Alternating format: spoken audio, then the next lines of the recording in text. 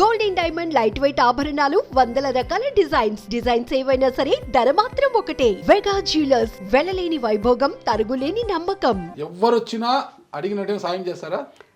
సాధ్యమైనంత వరకు. సొంత తల్లికి చెల్లికి న్యాయం చేయలేకపోతున్నారు, ఇక నమ్మిన వారికి ఏం న్యాయం చేస్తారు అని ప్రతి ఒక్కరూ కూడా నవ్వుతూ ఏలనగా మాట్లాడుతున్నారు. మరి దానికి ఏమంటారు మీరు? మీరు ఇప్పుడు విజయమ్మ గారి గురించి మాట్లాడుతున్నారు, షర్మిలా గారి గురించి మాట్లాడుతున్నారు. తల్లిని చెల్లిని ఎవరు క్లబ్ చేశారండి? తల్లిని ఎట్లా క్లబ్ చేస్తున్నావు? నువ్వు చెల్లితో పాటు తల్లిని ఎందుకు క్లబ్ చేస్తున్నావు? కొడుకు ఆదరించలేదు కాబట్టి తల్లి చెల్లి దగ్గర చేరినారు. లేదబ్బా, నీకు చెప్పేది నువ్వు ఎక్కడ కంఫర్టబుల్గా ఉండాలంటే అక్కడ ఆమె ఉంటుంది. ఆమెకు కావాల్సినటువంటి అన్ని వసతులు కంఫర్టబుల్ గా లేరని మీరు ఒప్పుకుంటారా? అంటే ఆమె చిన్నప్పటి నుంచి, ఆమె రాజశేఖర రెడ్డి గారు ముఖ్యమంత్రిగా ఉన్నప్పటి నుంచి కూడా వీళ్ళ ఫ్యామిలీని బెంగళూరుకు పంపించారు. జగన్మోహన్ రెడ్డి గారు వ్యాపారాల దృష్ట్యా జగన్మోహన్ రెడ్డి గారు బెంగళూరులో సెటిల్ అయ్యారు. షర్మిలా గారు రాజశేఖర రెడ్డి గారితో పాటు ఇక్కడనే హైదరాబాద్లో ఉన్నింది. సో ఆ రకంగా షీ డెవలప్డ్ ఒక కంఫర్ట్ లెవెల్ వాళ్ళ దగ్గర పెరిగింది. సో దానికి అదే కంటిన్యూ అవుతూ ఉంది. బట్ ఎక్కడైనా విజయమ్మ కూర్చొని జగన్మోహన్ రెడ్డి వ్యతిరేకంగా ఎప్పుడైనా మాట్లాడింది మీరు చూసారా? ఇప్పుడు అక్కడక్కడ ఒక క్లిప్పింగ్, ఒక స్టేట్మెంటో కూర్చొని మీరు దాన్ని పెద్ద భూతత్వంలో పెట్టుకొని తల్లిని చెల్లిని అంటున్నారు, కానీ it is not a fact. Yes, విభేదాలు ఉన్నాయంటే కన్నా చెల్లికి జగన్మోహన్ రెడ్డికి ఉన్నాయి, బట్ తల్లికి జగన్మోహన్ రెడ్డికి నాకు తెలిసి ఏమీ లేవు. అవుట్ ఆఫ్ ఫోర్స్ సర్కమ్స్టెన్సెస్ తల్లి అక్కడ ఉంది కాబట్టి ఒకటో రెండో బై ఫోర్స్ ఏమైనా స్టేట్మెంట్లు ఏమైనా ఇవ్వచ్చేమో, కానీ లేకుంటే ఒక ప్రెస్ రిలీజో పాడో ప్రదేశో ఉంటే ఉండొచ్చేమో, కానీ తల్లికి జగన్మోహన్ రెడ్డి గారికి ఎటువంటి భేదాభిప్రాయాలు లేవనేది నా యొక్క అభిప్రాయం. కడప నుంచి అవినాష్ రెడ్డికి ఎంపీ టికెట్ ఇచ్చి విజయమ్మ గారిని విశాఖపట్నం పంపించి ఆమె ఓడిపోయారు అక్కడ. అప్పుడు మొదటి అవమానం మహానేత రాజశేఖర రెడ్డి గారి సతీమణి వైఎస్ విజయమ్మ గారికి మొదటి అవమానం అక్కడిది. రెండవ అవమానము ప్లీనరీలకు పిలిపించి గౌరవాధ్యక్షులు పదవిని తొలగించి ఆమెను రెండవసారి అవమానించాడు. మూడవ అవమానం అతి పెద్ద అవమానము కన్న కొడుకే తల్లి మీద ఎన్సిఎల్టీకి నేషనల్ కంపెనీ లా ట్రిబ్యునల్లో పిటిషన్ వేయడము. నా షేర్స్ని కూతురికి బదలాయింపు, అంటే తన చెల్లికి బదలాయింపు చేసింది, నాకు ఇబ్బంది అంటూ తల్లిని తెచ్చి కోర్టు ముందు దోషిగా నిలబెట్టాలని చూడడం, ఇది ఘోర అవమానాలు కాదంటారా? దీంట్లో మీకు పూర్తి స్థాయిలో ఒక వివరణ ఇస్తా. రాజశేఖర రెడ్డి గారు ముఖ్యమంత్రిగా ఉండే సమయంలోనే రాజశేఖర రెడ్డి గారు చనిపోకముందో వంశపారంపర్యంగా వచ్చినటువంటి ఆస్తులు కానీ ఆయన సంపాదించినటువంటి ఆస్తులు కానీ ఇద్దరి పిల్లలకు సమానంగా పంచాడు. తీసుకున్నావా? నీ ఆస్తిని తీసుకున్నావా? ఇచ్చారు 100కి 100 షర్మిలా గారిని. నాకు తెలుసు, ఈరోజు కూడా మీరు అడగండి, షర్మిలా గారిని అడగండి. జగతి పబ్లికేషన్ నేను చెప్తున్నాను, రాజశేఖర రెడ్డి గారు ఉన్నంత వరకు ఆయన సంపాదించినటువంటి ఆస్తి కానీ ఆయనకు వంశపారంపర్యంగా వచ్చిన ఆస్తులన్నింటిలో కూడా సమానంగా డివైడ్ చేశారు. There is no dispute about that.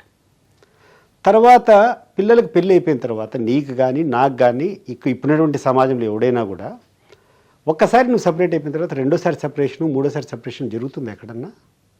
మీరు చెప్పండి, ఎన్నిసార్లు వాటాలు పంచుకుంటాం? ఎన్నిసార్లు మనం వాటాలు పంచుకుంటాము? నేను ఒక సామాన్య వ్యక్తిగా నేను అడుగుతున్నా. మీకు తెలుసా 100కి 100 నాకు తెలుసు.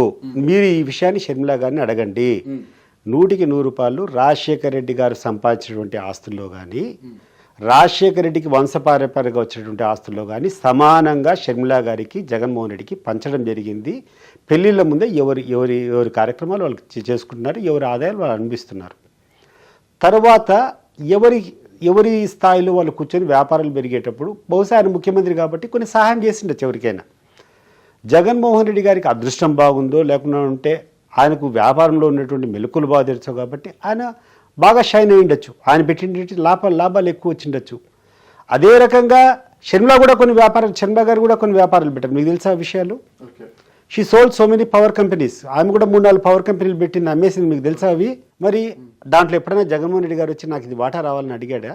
మీకు ఒక్కసారి నీకు వాటా పరిష్కారం అయిపోయి నువ్వు పంచుకున్న తర్వాత అడిషనల్గా ఏమన్నా కావాలంటే it is only on compassionate grounds.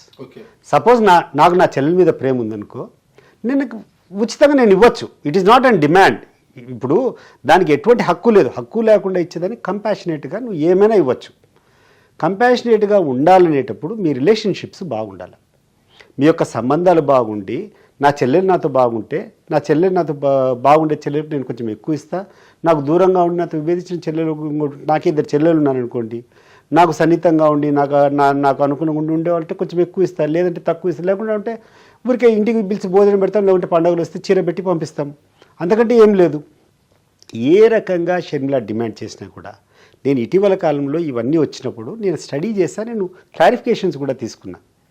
Party ఆఫీస్లో కానీ జగన్మోహన్ రెడ్డి గారి దగ్గర కానీ వ్యక్తిగతంగా కొన్ని క్లారిఫికేషన్ తీసుకున్నాను, ఎందుకు ఈ రకంగా జరుగుతుందని.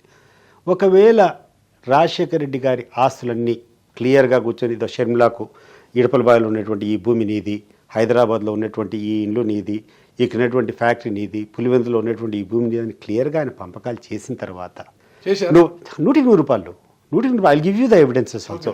ఆయన నాకు తెలియదు కదా మీరు ఇవన్నీ అడుగుతారని. మీరు ఏం అడుగుతున్నారో నాకు తెలియదు. మీరు ఒకసారి మాట్లాడతామన్నారు, ప్రధాన కార్యదర్శి అయిన తర్వాత ఒకసారి మాట్లాడదామన్నారు, నేను వచ్చిన. అండ్ నాకు తెలిసినటువంటి విషయాలన్నీ స్పష్టంగా క్లియర్గా ఎటువంటి ఆటంకం క్లియర్గా నేను మీకు చెప్తాను. పంపిణీ చేశారు కదా ఆఫ్టర్ రాజశేఖర రెడ్డి గారు. మీకు కావాలంటే నేను అవన్నీ కూడా పంపిస్తాను. 2009 సెప్టెంబర్ తర్వాత రాజశేఖర రెడ్డి గారు మన మధ్య లేరు. ఆ తర్వాత జగన్మోహన్ రెడ్డి గారు సంపాదించిన ఆస్తుల వివరాలేంటి తెలుసా? నాకు ఆయన సంపాదించినటువంటి విషయాలు తెలుసుకోవాల్సినటువంటి అవసరము లేదు. ఆ తర్వాత ఆయన రాజకీయాల్లో ఉన్నారు. ఆయన అంటే అంతకు ముందు పెట్టిన వ్యాపారాలన్నీ కూడా రాజశేఖర రెడ్డి గారు అంటే తండ్రి ద్వారా పెట్టిన వ్యాపారాలే కదా, తండ్రి సపోర్టుతో పెట్టిన వ్యాపారాలే కదా. మీరు ఒక విషయం ఒక తండ్రి సపోర్ట్తో పెట్టిన వ్యాపారాలే కదా, ఓకేనా? ఆస్తికి తండ్రికి సపోర్ట్గా పెట్టినటువంటి వ్యాపారాలు కాదు, ఆయనకున్నటువంటి బిజినెస్ మెలకువలతో ఆయనకున్నటువంటి పెట్టుబడితో తండ్రి యొక్క సహాయం తీసుకునేదానికి అవకాశం ఉంది. కదా ఆమె కూడా 110 చేసుకోండి. ఇప్పుడు నేను కూడా ఒక బాధ్యత ఉండేటప్పుడు నాకు 2-3 పిల్లలు ఉండి, ఇప్పుడు నాకు 10 మంది అనుచరులు ఉంటారు. ఒక అనుచరుడు వచ్చి నాకు ఈ పని చేయన్నా అని అడుగుతాడు. ఏ అనుచరుడైనా నాకు సమానమే. వచ్చిన వాడిని అన్ని అడ్రస్ చేస్తూ ఉంటాం. ఒకటి చేసేటువంటి పని క్లిక్ కావచ్చు, వానికి 4 రూపాయలు ఆదాయం ఎక్కువ రావచ్చు, ఒకరికి తక్కువ రావచ్చు. దాంట్లో ఆయన చేసిన తప్పేముంది, లేకుంటే వాళ్ళు చేసిన తప్పేముంది? మిగతా అసలు పక్కన జగతి పబ్లికేషన్స్ లో షర్మిలమ్మ గారికి వాటా ఉందా లేదా? 100% లేదు. జగతి పబ్లికేషన్స్ లో ఎక్కడైనా ఆమె డైరెక్టర్ గా ఉన్నట్టు కానీ దాంట్లో వాటా ఉన్నట్టు కానీ మీరు ఏ ఆధారమైన చూపిస్తారా? Okay, 100% she is no way involved. ఒకటి వాటా ఉన్నది, అది తీసుకొస్తాను. నాకు తెలిసి వాటాదారులు వేరు, డైరెక్టర్లు వేరు, దాంట్లో అనిపించేది వేరు. ఒకవేళ వాటా ఉంటే ఆ వాటా ప్రకారం ఆమెకు వస్తుంది. వాటా ఇప్పుడు యాజ్ ఎ షేర్ హోల్డర్ ఎవరికైనా ఎన్నైనా షేర్స్ ఉండొచ్చు. But she is not a board of director. Board of director ఉంటే దాని యొక్క స్థానం వేరు, ఇంకొకటి వేరు. షేర్స్ ఉంటే ఉంటాయి. ఆ షేర్స్ ఏ రోజైనా అమ్ముకోవచ్చు. ఒకవేళ నీ దగ్గర వాటా ఉన్నదనుకో, నీ వాటా విక్రయించేదానికి జగన్మోహన్ రెడ్డి గారు అనుమతి అవసరమా నీకు? నా చెల్లెలు కష్టం లేదా? అన్న జైల్లో ఉన్నప్పుడు 3000 కిలోమీటర్లు పాదయాత్ర చేయలేదు అన్న కోసము.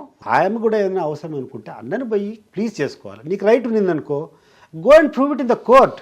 If you have your right, court ఇస్తుంది కదా నీకు. నీకు 20,000 కోట్లు కాదు, నీకు భారతీయ సిమెంట్ అంతా నీదే అయితే కానీ నీకు ఆ హక్కులు ఉంటే కోర్టుకు పోయి ప్రూవ్ చేసుకో.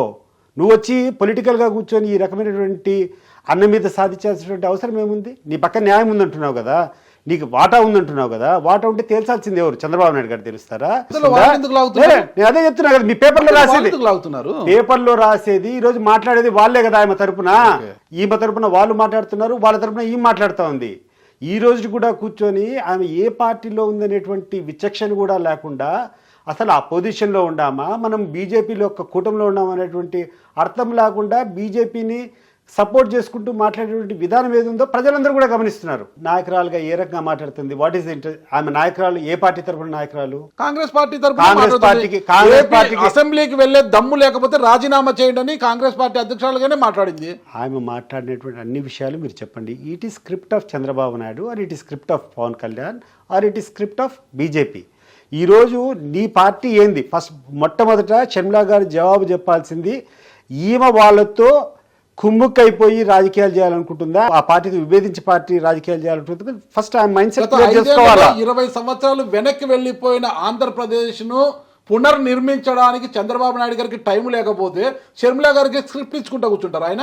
100% అదే అంత టైం లేదండి, అంత టైం ఆయనకు లేదు కదా. 100% ఈ రోజు చంద్రబాబు నాయుడు గారికి ది బిగ్గెస్ట్ ఆయనకున్నటువంటి పెద్ద సెట్ బ్యాక్ లేకుండా అంటే రాబోయే పెద్ద విపత్తు ఏంటంటే ఆయన వివిధ సందర్భాల్లో చేసేటటువంటి హామీలు, ఎన్నికలకు ముందు అధికారం కోసం ఆయన చేసేటటువంటి వాగ్దానాలు, ఇవే ఆయనకు శాపాలుగా మారేటువంటి పరిస్థితులు ఉన్నాయి ఎన్నికల కోసం. 5 నెలలు అయిందండి ఇంకా.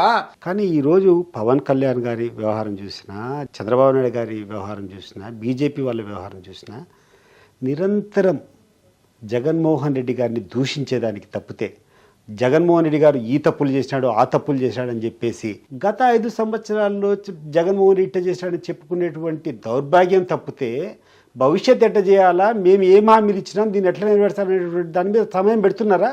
మీకు అనిపిస్తూ ఉంది అది? మీరు ఒకసారి పేపర్ తీసుకొని రోజు పేపర్లో ఏం వస్తాను చూడు, రోజు అసెంబ్లీలో ఏం మాట్లాడుతున్నారు చూడు. ఈరోజు నేను చెప్తున్నాను, చంద్రబాబు నాయుడు గారు మీరు ఏదంటే అది మాట్లాడితే, జగన్మోహన్ రెడ్డి గారిని మీద మాట్లాడితే వినే పరిస్థితిలో జనాలు లేరు. ఎందుకంటే మీరు చెప్పినారు, వాళ్ళు నమ్మినారు, ఆయన అధికారం నుంచి దించేశారు. ఇప్పుడు మీరు చెప్పిన దాని మీద ప్రభావం ఉంది కాబట్టి, మీరు చెప్పినటువంటి గోబెల్స్ ప్రచారం విపరీతమైపోయింది, దాని మీద విశ్వాసం జనానికి కలిగింది కాబట్టి ఆ రోజు they voted him out of power. ఆయన ఓడిపోయిన తర్వాత ఈరోజు ది ఆనెస్టీ లైజ్ ఆన్ యూ.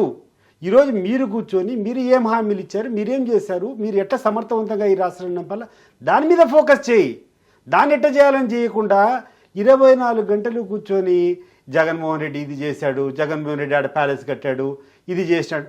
రోజు ఆయన దూషణేనా? మీకు ప్రజలు నీకు అధికారం ఇచ్చింది ఆయన దూషించేదానికే, మెరుగైనటువంటి పాలన చేసేదానికే? First thing I want clarity. మీరు చెప్పండి, దేని మీద పెట్టాలా?